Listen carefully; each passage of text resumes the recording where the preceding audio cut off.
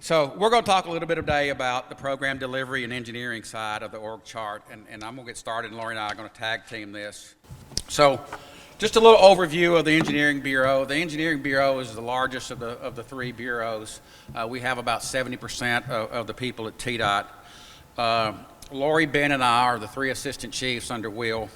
You can kind of see up here under Ben, he has health and safety, maintenance, traffic ops, and then the four regions. Lori has materials and tests, right-of-way, construction, and four new divisions that are the Engineering Bureau, or Engineering Division, which kind of takes the designs part of it, new traffic division, utilities, and professional procurement. And professional procurement will be the division that helps hire the consultants that are going to assist with the work. Under me, we have program administration. I call Ronnie the money man. He knows where all the pots of money are hid. When you need project numbers, he's the guy to go to. Project management with James Kelly. And we've just created two new divisions that include the alternative delivery, which is under Brian Ledford, and then the asset management, which we're working on getting those staffed. All right. So under program delivery, again, we have Brian and Clayton that head up the alternative delivery, the vacant spot for asset management, Ronnie, and then we have James Kelly. Under James, we have the four project managers in each region, which I'm sure you guys have met in your respective regions, and then Sharon Schutz is the new director of the statewide programs. Sharon will be working with divisions like bridge, resurfacing programs, traffic program, safety program, rockfall, to come up with policies and procedures to help get these projects delivered. This is one of the first examples of our matrix organization approach to where Sharon will be working with these divisions I just mentioned to get projects delivered on time, scope, schedule, and budget. Project management division, we're going to look at two up here. First, we show the regions. The regions have, like I said, the project the project manager directors at the region. You see the green square, that is the legislative position. We recently have interviewed for those positions. We're working through HR and DOHR to get those approved right now. We'll be announcing those pretty soon. The program delivery, the yellow square there, those positions will come out later this month. There's one in each region. And then the other ones will come out later in the year. Moving over to the statewide under Sharon, those four positions, they'll also be advertised later this month. And so be looking for those. We'll show you a video at the end to where you can kind of monitor some of that. So the newest one is the alternative delivery section. And that's being created under the Transportation Modernization Act, or TMA. It really removed the handcuffs on how many alternative delivery projects we can do a year. Did I just hear a duck crack?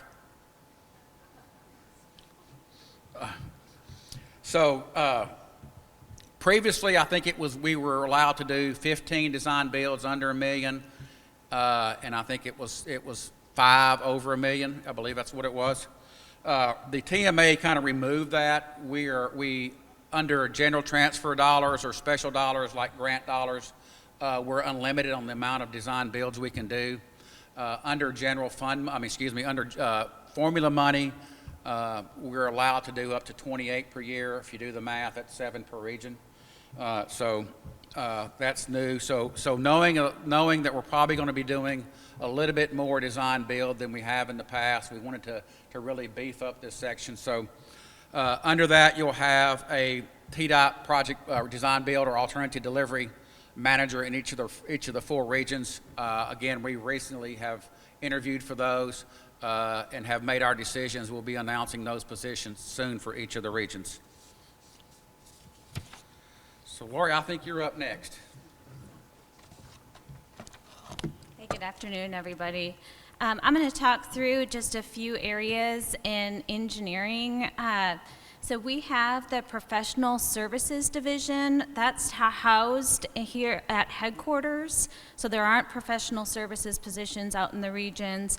We have that position right now shown as vacant, but we're expected to make an announcement very soon with a new director in that position. And that's really administering all of the Brooks Act contracts, so all of your consultant contracts. So who loves working on consultant contracts, right? So now you're going to get the opportunity from an invoicing perspective to have some additional help at headquarters.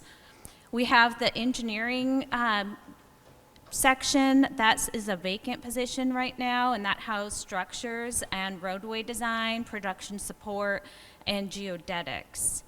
And then there's two recently filled divisions. The utility division is Mickey Hamilton. I think most of you know Mickey. He's our new director that just came on board. You'll see him quite a bit in all 4 regions. He's actually traveling to Region 4 today and will be with us here tomorrow. And so we're really excited to have him on board. And Andy Barlow is our new traffic design director. Andy had worked in local programs for Region 4 for several years, and then was with the city of Mount Juliet. So we are really glad to have him on our team as well, and he's scheduling meetings with different divisions and with the regions here in the upcoming weeks. As far as hiring, we're moving forward at a really rapid pace with our manager positions and hiring for managers. This provides some great opportunities through EPIC for increased salaries, for additional employment opportunities, and to really expand your career in ways that you haven't been able to before at the department. We just completed interviews for the 3 TDOT managers. We've extended offers, and those announcements will be made very soon once they go through the state DOHR process. So we're excited to have these new managers coming on board in materials and tasks. Construction is our next area that we're making hires at headquarters in the manager position. So those interviews are underway. And again, this is providing quite a bit of opportunity and increased salary for those manager level positions in headquarters construction. I'm going to talk a little bit more on a next slide about roles at the region and roles in headquarters construction. The regional pre-construction hiring is also ongoing with the roadway design manager that is highlighted there in green. That position, just wanted you to know, that is actually responsible for all of roadway design. They have a right-of-way engineer position. They also have a hydraulics design position and quality control. So there's quite a few opportunities underneath that roadway designer position if you're looking at exploring new areas of work within TDOT. There's an environmental manager, a right-of-way manager, and utility manager. Those are all in yellow. Those are to be announced soon. The geodetics manager position and the traffic design position that is dashed. So all of those are upcoming opportunities for management positions in the area of pre-construction.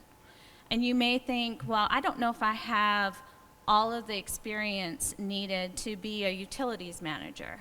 And I would really encourage you to go to our EPIC channel and look at what opportunities are available. We're going to show you a brief video about that channel here in a little bit, because we know these are new positions, and we're not expecting everyone to have every single attribute for these positions when we have not had those before. And so that means that there's opportunities there that you may not have had in the past in areas of pre-construction and construction, and even in the future in maintenance as well. So just please keep that in mind. And with that, I'll turn it back over to Joe.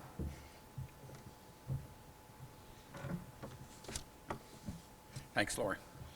So we'll talk a little bit about the elements of EPIC right now. So, you know, you guys have watched the videos through our EPIC channel. Really, we're looking for the opportunity for more growth for our employees, from leadership, project management to technical, or a combination of those.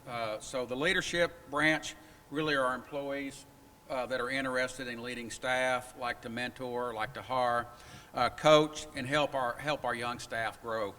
The project management side of this is employees who really like seeing projects from beginning to end, soup to nuts, however you want to say that, and like getting things going and are really the pushers of the project.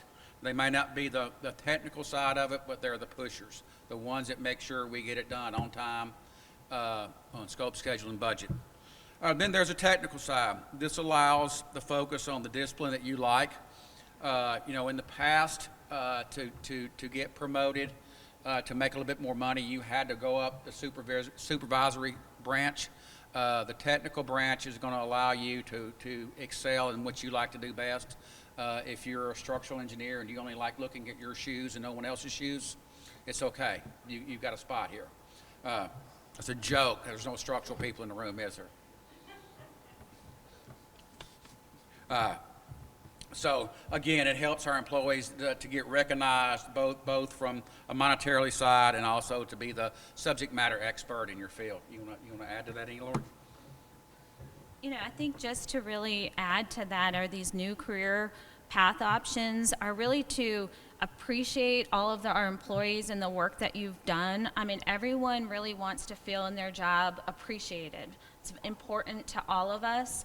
And this allows you to really look at what career track you want to take and be able to make those decisions for yourself about what you value in your work and how to be appreciated for those attributes at the department. So it really allows you to make that decision for yourself rather than going down a path of a succession plan that you may not want to be a part of. So that really is a good opportunity for you with these three different branches. And really, just to add to that, if you follow one of these, whether it's the leadership or the project management or the technical side, and you get into especially the technical side, and you're there a few years, and you realize that you want to try one of the others. There's nothing that says you can't jump into one of these other branches of the tree. So again, we'll talk a little bit more about IPD and EPIC. The way we have worked has been the assembly line. We wait till one person gets finished and we pass it along to the next person, then they're finished, and they throw it over the cubicle wall to that next person. We're trying to get away from that, or are going to get away from that. We're going to change more to I think as you watch the video, the NASCAR approach, the pit stop where we get in and get out. We have the multiple teams. So how many folks in here have been on one of the project development teams for some of the projects out there? Raise your hand. Wow, I hope there's more than just one, two. We got to get a better job at that. So we had a EPIC business meeting a few weeks ago. We had some really good success stories that we had heard about how our construction staff and our maintenance staff have been part of these teams and the suggestions they have given to help the projects really fix the problem that we're looking at, so we're not doing it in a vacuum, that we do it and then construction builds it and then construction gives it to maintenance and they say, well, whoever designed this or built this needs to go back to school because it's not working. So we're trying to fix all those things up front right now. Part of it is we talked a little bit, is putting the right person in the right job or the right seat on the bus. Our average of delivering a project is about 12 years, maybe 15. Right now, I'll give you a little example. In Region 2, we're building a project, State Route 26, Bo, that you stake the right-of-way on as a GTE. So it tells you how long. I mean, Bo's like 65. So it tells you how long it kind of takes us to get a project done. Which it's going to, our goal is to hit the 5 years from the time we start to look at that, and so we're really streamlining the process that we're going along. And part of this, not only this, we're expanding with our alternative delivery. You guys may have heard we're getting a little bit of money this year, maybe $3 billion, and we're going to have to be able to get those projects delivered. The legislators have trusted us with $3 billion with no projects attached to that. We're in the process of looking at what projects are going to be on that list. We have to have that list back to the legislators by the end of the year, and then that's going to be the start, the go. So we've got to be ready to deliver those projects. I know the commissioner's already spoke. He's going back over there in January, and he's going to ask for more money. So did I say that right, Commissioner? Yes. Yeah, so.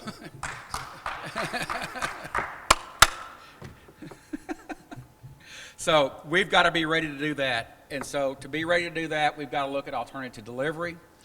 We've got it with the use of our consulting partners. We've got GEC contracts out there, general engineering consultant contracts that we can use to help augment staff, to help deliver projects faster. So we need everybody's help to get this money on the ground. Lori? So I just wanted to add to that from a regional perspective. As you're delivering projects, the expectation coming from construction is when you package that project, it's complete. So it includes all of the special provisions, it includes all of the different packages from structures and other areas. So we have positions now in the regions to support that effort that we didn't have before. So that construction knowledge, that maintenance working knowledge of the work that we do in transportation is really important in the pre-construction side in order to get it right. So if you ever thought and received a set of plans and had a project out in the field and you thought, wow, if someone had just made this decision on the front end, I think we've all had those moments. Now we have positions in place where we can have opportunities to have the right people in the right positions to not only just streamline the process, but also make the process better. Because we don't just want to expedite projects, we want the whole process to work well. We want to understand what environmental is doing. We want to understand the right-of-way folks. We want to know from a utilities perspective what's needed in construction, how is it going to work for maintenance. All of those decisions we want to collaborate on and make up front. So if you have an opportunity to be on one of these project teams, I know it can be difficult sometimes. You have a lot of meetings, you have a lot of things to do on your own schedule, but it's really important for you to carve out the time to be involved and to be a part of this new matrix structure. And I promise you, it will be rewarding for you once those jobs go out to construction and you see how much better we are at delivering them.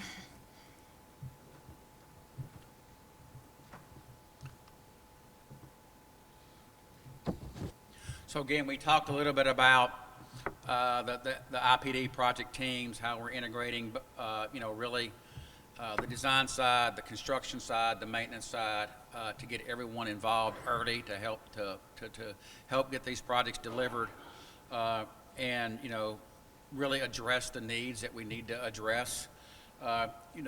We talked a little bit about the use of our GEC contracts to help augment our staff when needed.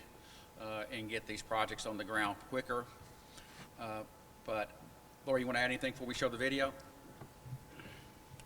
The only thing I'd add is that we are taking a very proactive look in our use of consultants. And the reason that we're doing that is we want to draw on their expertise and continue to build our expertise. So these consultants are not replacing us. They're basically an extension of our staff, allowing us to improve in our technical abilities, in our management abilities, in our leadership abilities, and to be able to deliver our jobs much more effectively. So I think that's really important to note, that when you're looking at hiring consultants, you're really looking at it for your overall team. And we haven't had the opportunity in years past to hire consultants, and that stretched a lot of individuals in this room extremely thin. And now we have an opportunity to get consultants on board, to continue to build all of our great core competencies that we have, and provide these opportunities for you and your staff. So please be sure and keep that in mind in utilizing consultants, is what is the benefit for the department, and what is the benefit for your personnel and the people that you work with.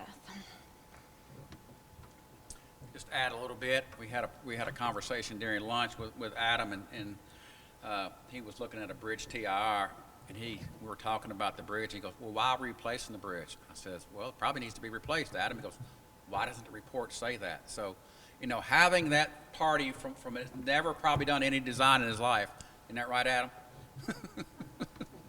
Look at that and say, why is this not in the report? That's the information we're needing moving forward, not only with the reports, but when you're on the project teams. We really want the people to speak up and give us your opinion. I know we did one in Region 2 when I was there, and Mike, I told Mike, he was speaking, I said, this is the Christmas list. We want to know what you want for Christmas. From there, we'll see what we can afford. And so that's the way you need to think about it when you're on these IPD teams, is to really think outside the box, talk about the things that need to be fixed. We may not be able to fix everything, but it's better to hear about it other than to wait to the end, like Lori said, and say, oops, we should have thought about that in the beginning. So we're going to show a real quick video here. It's supposed to work if I click this, is what Will told me. So we're going to talk about a little bit about... From your web browser, type in t.epiccareers.com. From there, you'll be directed to our Epic Careers homepage, where you can view our executive leadership organization chart, watch a video of Commissioner Ely, or navigate through various division pages. Currently, we only have division pages within the Bureau of Engineering that are available, which include program delivery, project management, engineering, materials and test, construction, and operations. If you're interested in positions within project management, you can click on the project management page, or let's say you're interested in materials and test. Navigate through the Bureau of Engineering drop-down list, hover over Engineering, and click on Materials and Test. From there, you can view the org chart by clicking here.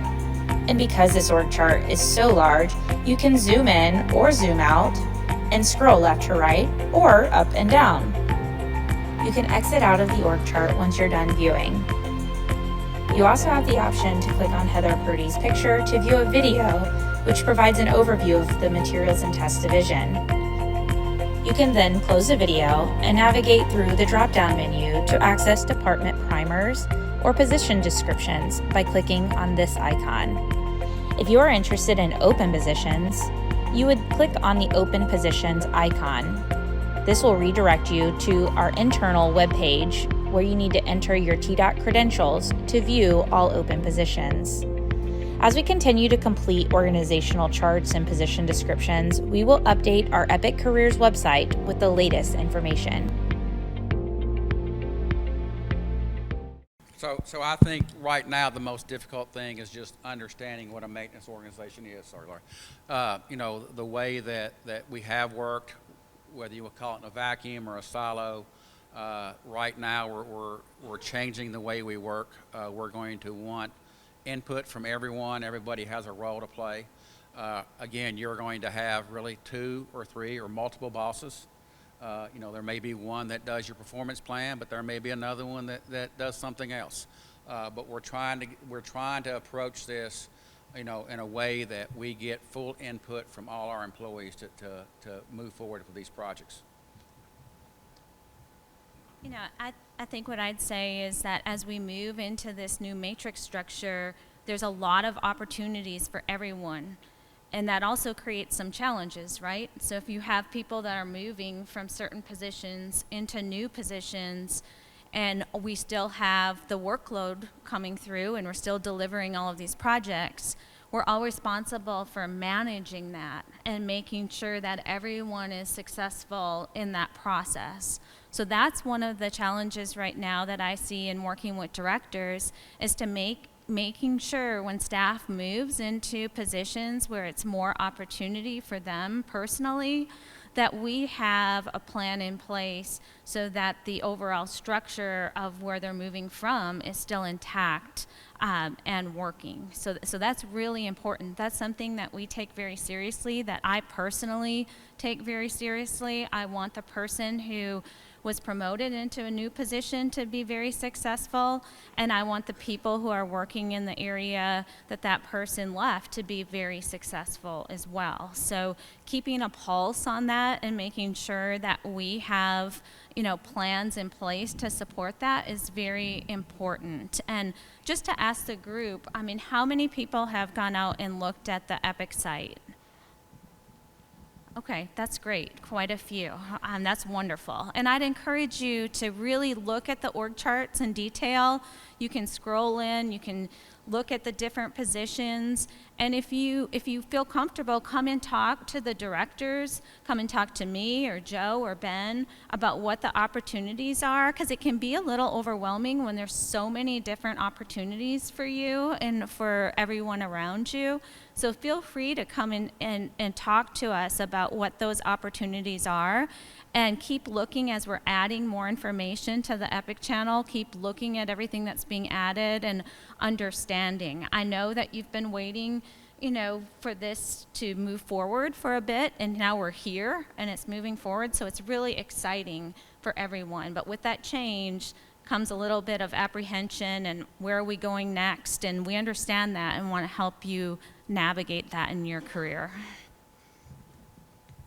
So our boss texted me and reminded me to give an example. So I like to think about it like a horizontal relationship and a vertical relationship. And historically, we've always focused on our vertical relationships. Who do I supervise and who do I report to? That's your vertical relationships. The establishment of a well-defined vertical relationship inside a project team holds you accountable to others for certain deliverables. And I'm going to talk a little bit about outcomes and some other stuff, but I think that's an important distinction to make, is those relationships aren't vertical.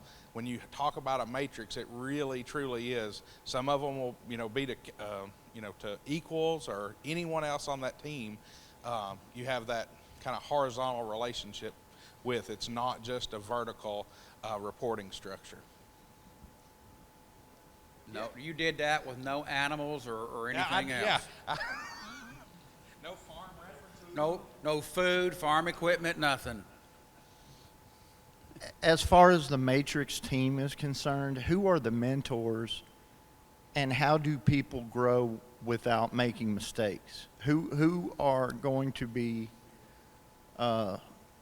mentoring those individuals in that position, and are we going to end up in a meeting similar to this with, you know, a mentor and other people? Yeah, I was going to. I was going to give your two-door explanation. I gotta up here. Obviously, I wasn't on the program, but I, as I'm sitting here listening, number one, I just want to reinforce what Joe and Laurie are saying and doing, and men. I mean, it's so important to where we're headed. I mean, we have an opportunity with this department to double, triple, quadruple the services and the importance of what we're delivering to Tennessee. And so I think sometimes we're all into the process and the numbers and what we're trying to do, but I want to kind of emphasize that at the end of the day, and we just, yesterday went with the governor to Memphis and Jackson and out to the airport to talk about what we're doing with the Transportation Modernization Act. And we are fundamentally changing. And Will, where are you? There he is.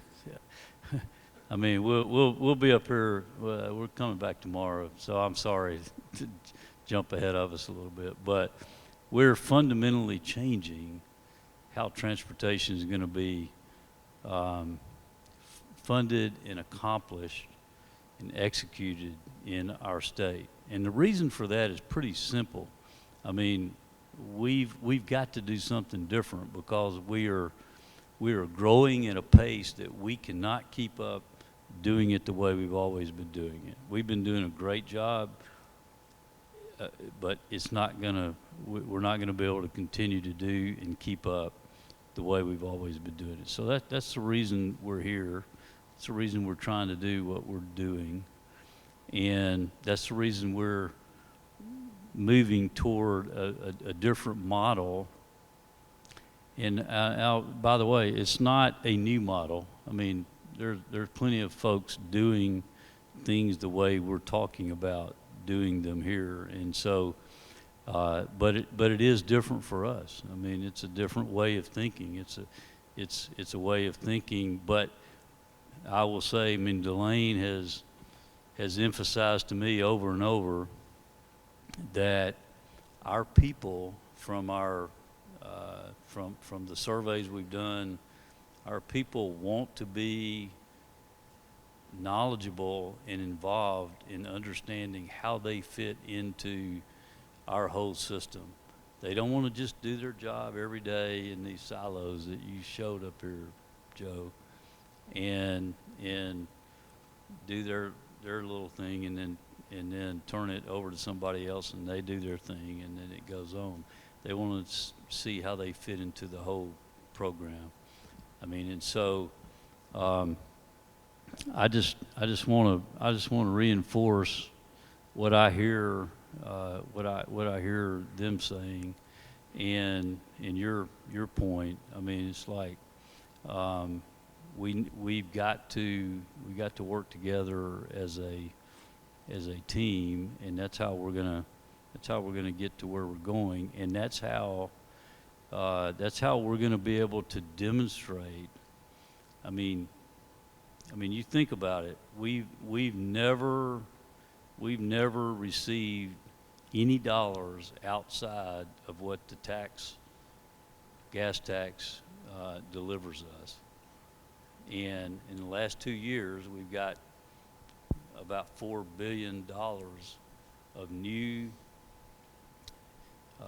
dollars out of the general fund to add to what we always have been doing. I mean, and so, I mean, it's the opportunity that we have to kind of step up to the plate and say, we can deliver for Tennessee. We can do these new projects because I think everybody in this room knows we're falling way behind what we need to be in order to keep up with what we're doing. So anyway, we'll and I'll talk a little more tomorrow, but I just wanted to reinforce that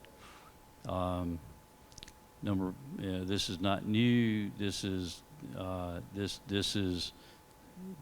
little bit of thinking outside the box for us, but this is a way to take us to a whole different level of being able to accomplish what we have to for our people in Tennessee. So we'll talk about it more, but just thank you all for what you're doing to make that happen and be a part of that. I'm not even sure I answered your question, but what was your question?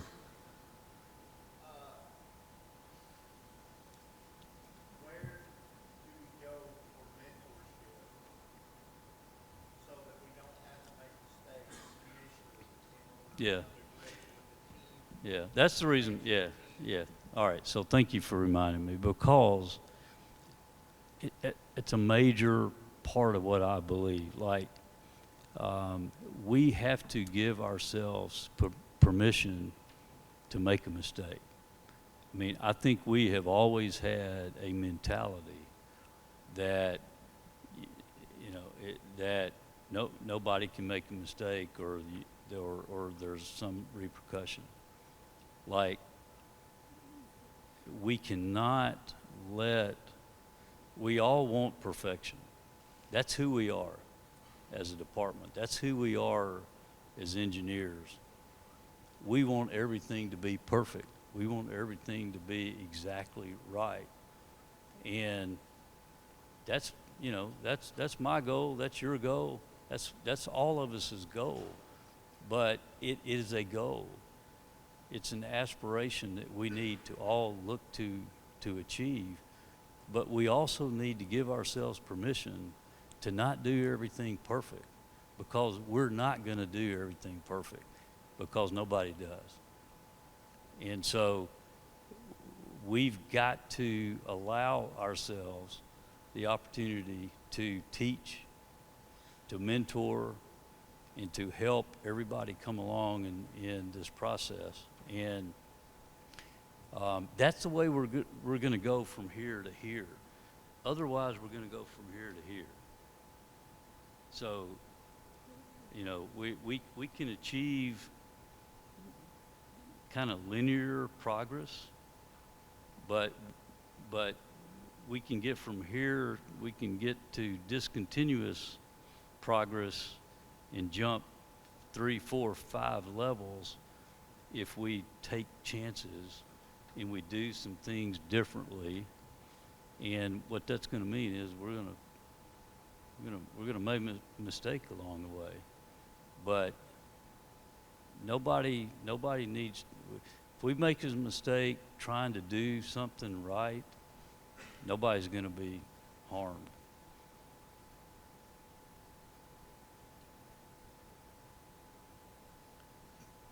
Take that in.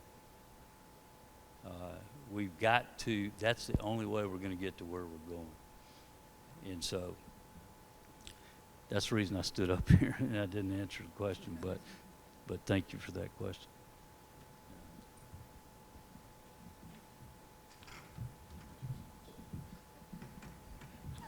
Anybody have any other questions? Oh,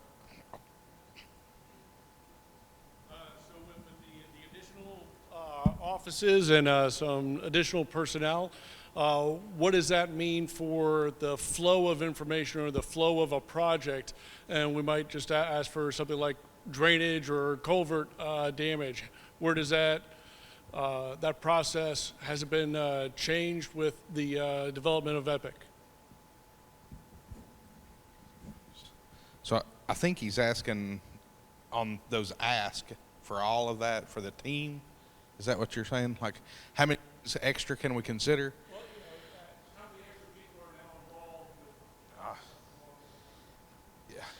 with While they're formulating, I'll tell you, and I'm going to talk about success, but my success for the project teams is when it's just bearable for operations to participate. So there are our voices heard and we're fully engaged in different things, but at the same time, it's almost uncomfortable, because 20 years ago when I came to the department, doing PS&Es were a real pain in the rear, but I did get to, I get to see some of the fruit of that, 5 or 7 years later on project delivery. The way I would answer that is all the same people are still involved, but they're involved earlier in the process. So the intent is to help if, as you're gathering information from these other disciplines, you might find something out in regards to a discipline that has an issue with an environmental feature, or maybe there's a right-of-way issue, or there's a guy wire problem right at the project that you're trying to mitigate.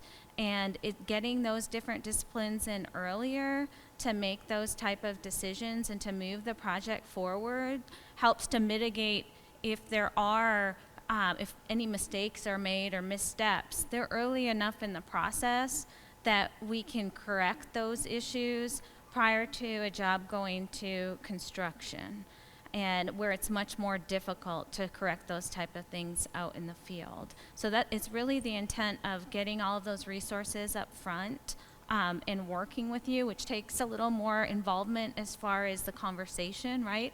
In order to get their input, there has to be a conversation that happens with all these different disciplines. So there is some more time involved in that, because it's not siloed anymore where you're just passing something along and then they're interpreting the information. You're all sitting and discussing and talking about the project and making sure you're making the right step forward.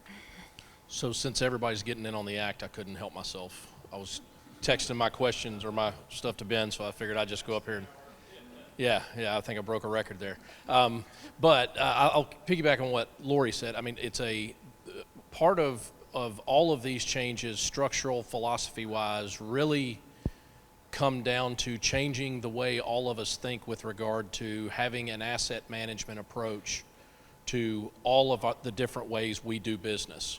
So instead of just thinking about what are the impacts of safety to this project, how many vehicles do I have to get fixed in an hour to make sure that I keep snowplows on the road? You know, whatever your discipline is, how is it impacted by the people on your team that Ben mentioned in the horizontal way, not just in the vertical way?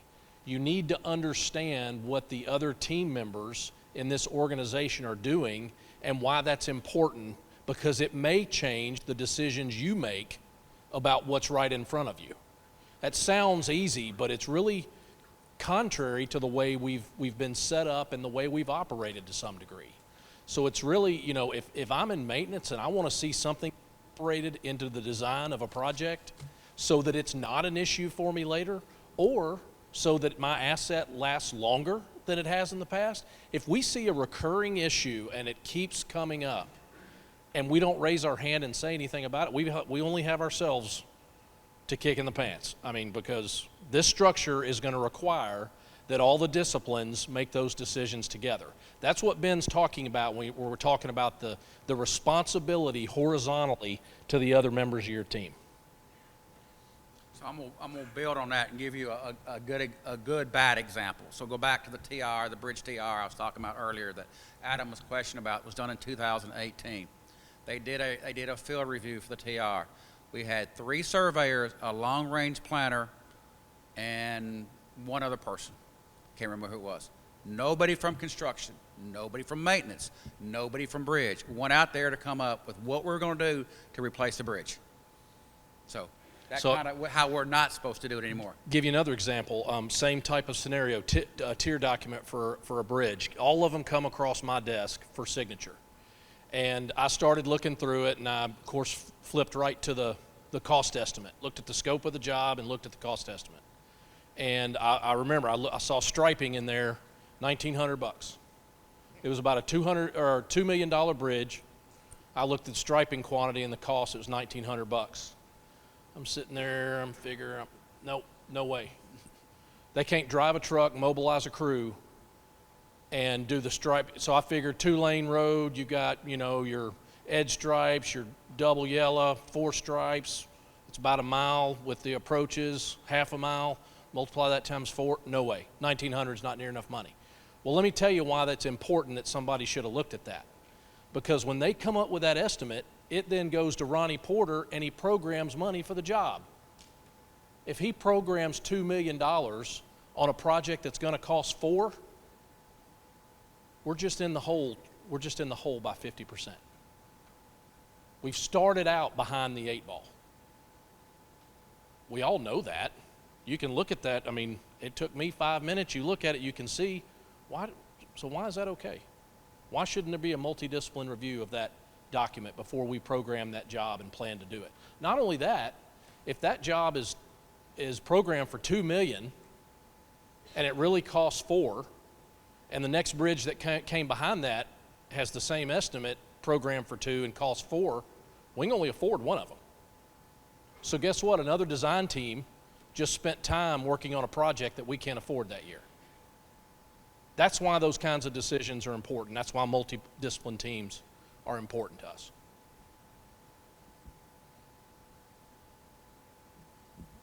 Any other questions? Hold it.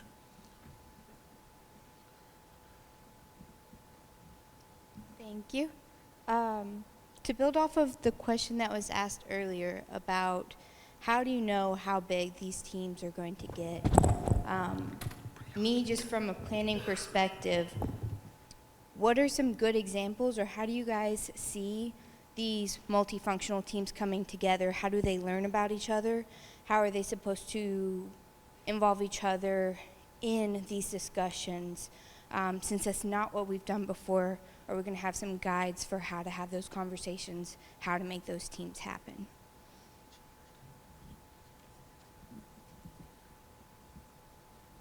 It's all y'all. I was making sure I heard the question right from Lori. So I want the four regional PMs to stand up, if you don't mind.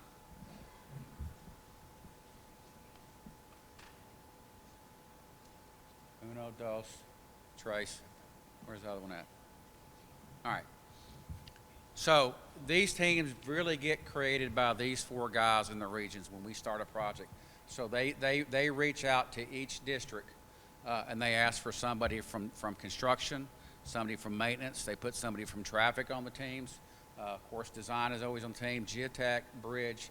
These teams each team is created separately for each project. This team stays with that project throughout the life until it goes to construction. Many of those will kick it on when it goes to construction. But the teams are created in what we call stage one, and then they stay throughout the life of the project. And there'll be multiple teams as we move ahead with these projects. All right, got one right here. Hang on. I'm on my way. I may do my presentation from the floor again. Sorry. Oh, it's good. Good? Okay. Get up there close. DJ Mike.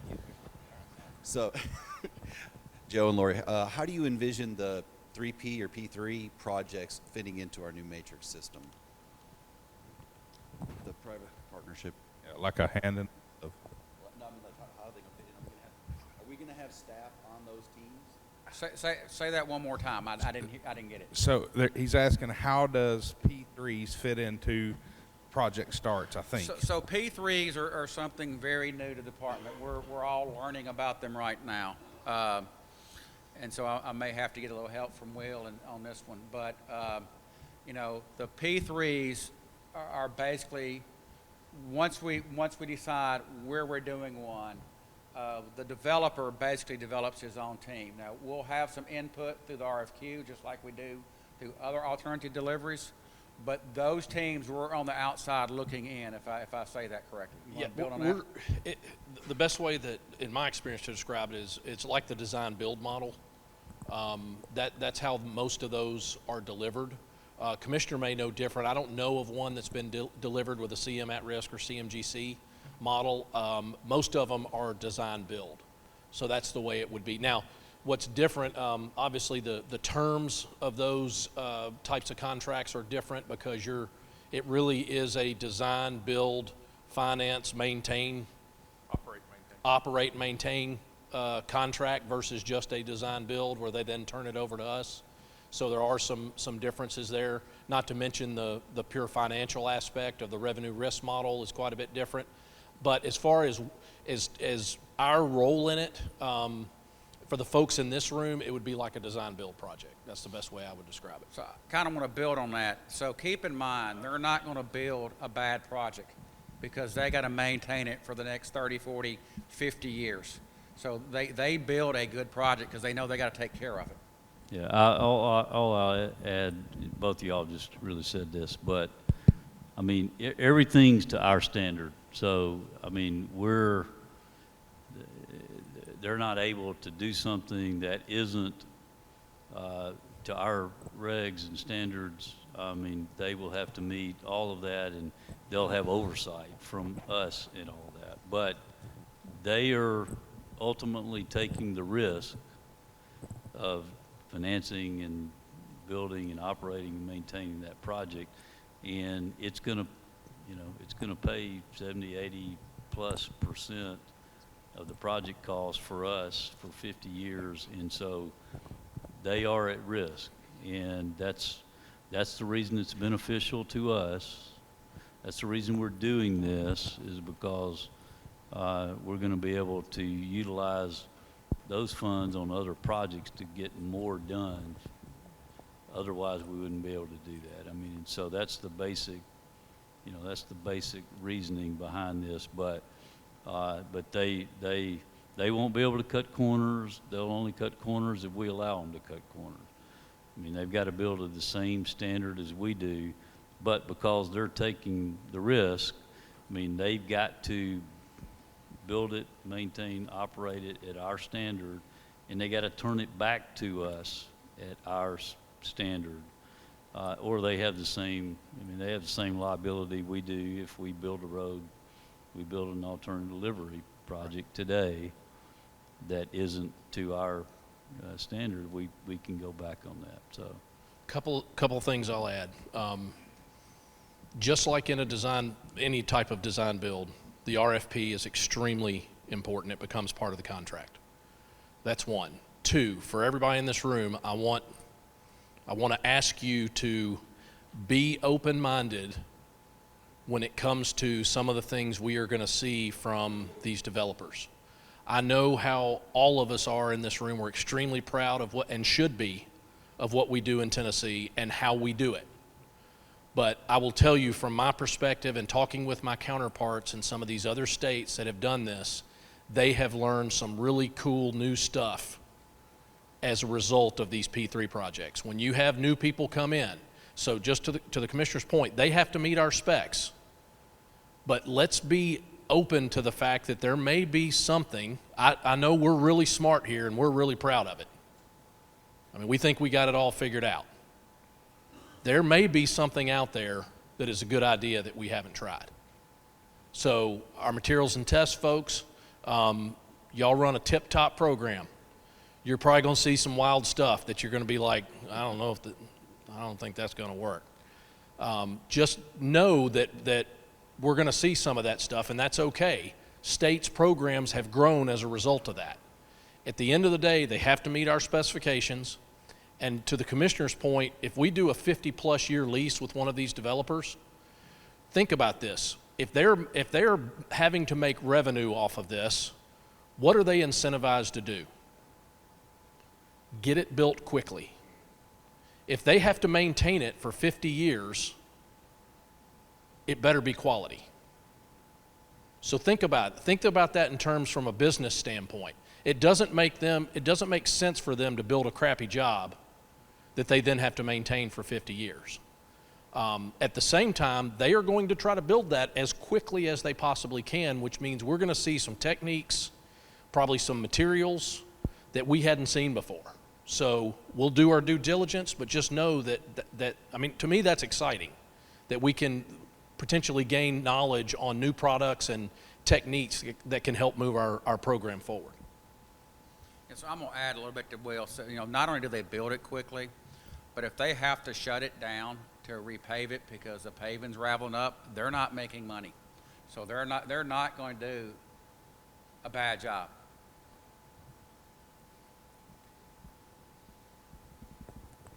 So I wanted to circle back, diverting from the P3 discussion back to the working in the teams. We've already had some folks working in the team, and I want to kind of point to Brandon Akins, what he's done in Region 3. When we first started doing these teams, there's a kickoff meeting for each of the projects, and he walked out. Okay, so anyway, there's a kickoff meeting, and there's a real emphasis on the team building for that project. So there's some things you do where little fun facts and getting to know each other and what your background is in that way. So everybody knows kind of what the background of the team members are and really working cohesively as a team and getting to know each other. So there is some real team building stuff that goes on in these project teams where you understand where each other's coming from. And that way you're able to emphasize with your teammates. But also, you learn stuff from the other functional areas that you can carry to the next project team. That's what we're trying to do, is build our knowledge base amongst everything. You might be a structural person that's in a project team that sees something, an issue with environmental that got solved in a certain way, and they in a project team, 6 months from now, and they see a similar thing. Well, even though they're not environmental, they can still bring up, hey, we had a similar issue on a project I was on before, and they did this. Or even if they don't remember what the details were, they can say, oh, but the project manager was John, and so you can contact John and figure out what they did on that. And just building on our knowledge base and sharing it all around throughout the department. Thank you, Sharon. Any other questions? All right. Well, we'll have thank you, Lori and Joe. Well, thank y'all. I told, we were talking about, did we have enough time? And I told Will, I said, if we finish early, we're gonna break into song and dance. So we don't have any time left, so. I'm glad. Yeah. Thank y'all. You want to play? I know.